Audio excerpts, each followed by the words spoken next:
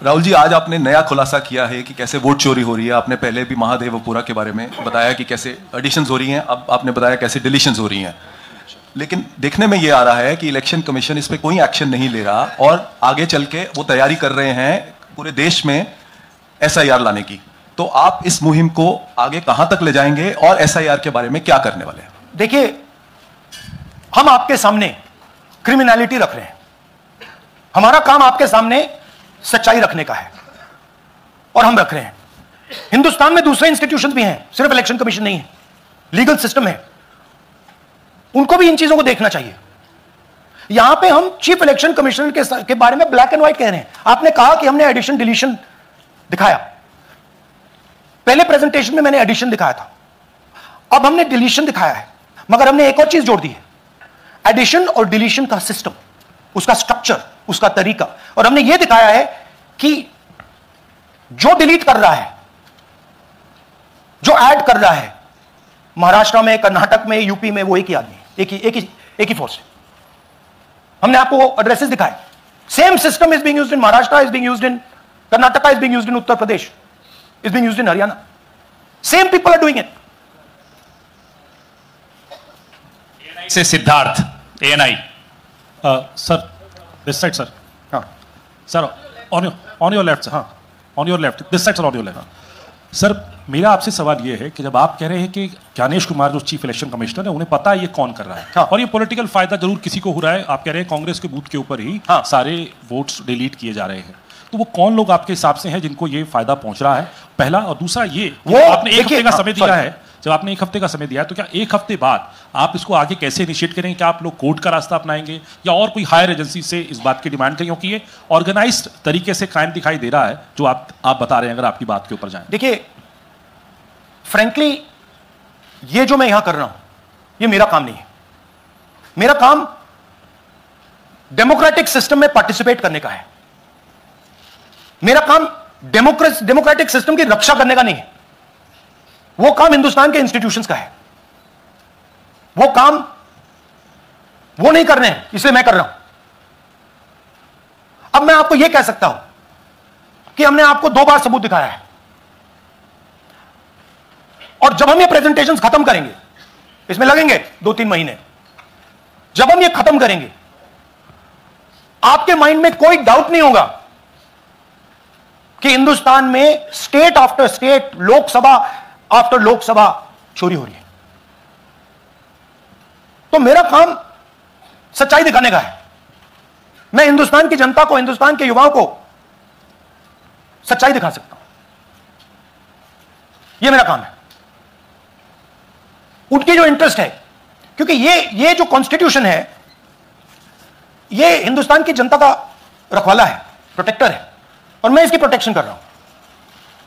इसकी प्रोटेक्शन करने का काम हिंदुस्तान के इंस्टीट्यूशंस का है, हिंदुस्तान के ऑपोजिशन लीडर का नहीं है, मगर इंस्टीट्यूशन नहीं करने हैं। अच्छा, एक इंटरेस्टिंग बात आई है जो मैं आपको बताना चाहता हूं कि इलेक्शन कमीशन के अंदर से हमें मदद मिलनी शुरू हो गई है। मैं साफ बोल देता हूं, इलेक्शन कमीशन के अंदर से, पहले नहीं हो रहा था, अब इलेक्शन कमीशन के अंदर से इंफॉर्मेशन आ रही है। यह रुकेगा नहीं, यह रुक नहीं सकता है, क्योंकि हिंदुस्तान की जनता इस बात को एक्सेप्ट नहीं करेगी। एक बार हिंदुस्तान की जनता को, हिंदुस्तान के युवाओं को पता लग गया कि वोट चोरी हो रही है, उनकी शक्ति लग जाएगी। IANS से आलोक झा। इस तरह से नहीं प्लीज। IANS से आलोक झा।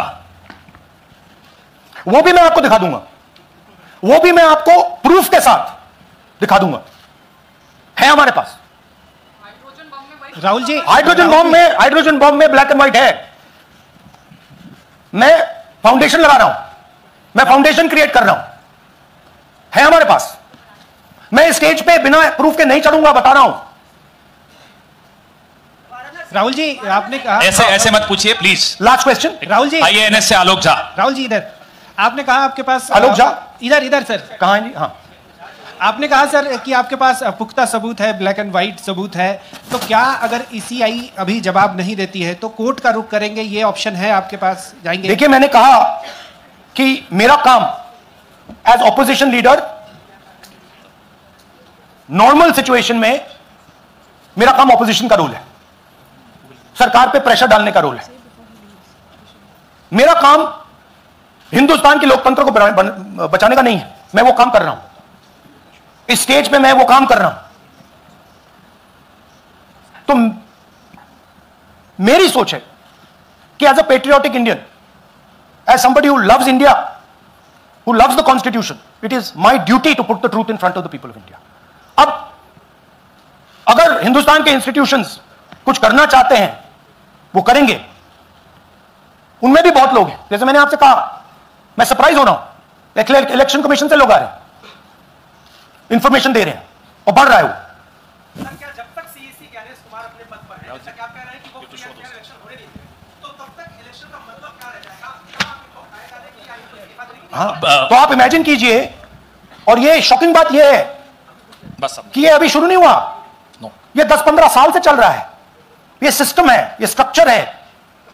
हिंदुस्तान की जो डेमोक्रेसी है वो हाईजैक हो गई है। I am shocked frankly. Democracy, brothers and sisters, democracy can only be saved by the people of India. Nobody else can save democracy. Rahul Gandhi can come here and say something and say this is the truth. But the people of India, who I believe in, who I love, can do it. The day the people of India realize that आपका जो लोकतंत्र है, आपका जो संविधान है, वो आपसे चोरी हो गया है, उस दिन काम हो जाएगा। Thank you. अब आप लोग अपने स्थान पर खड़े हो जाइए राष्ट्रगान के लिए। ये है इनकी डिटेल लिस्ट, देख लीजिए।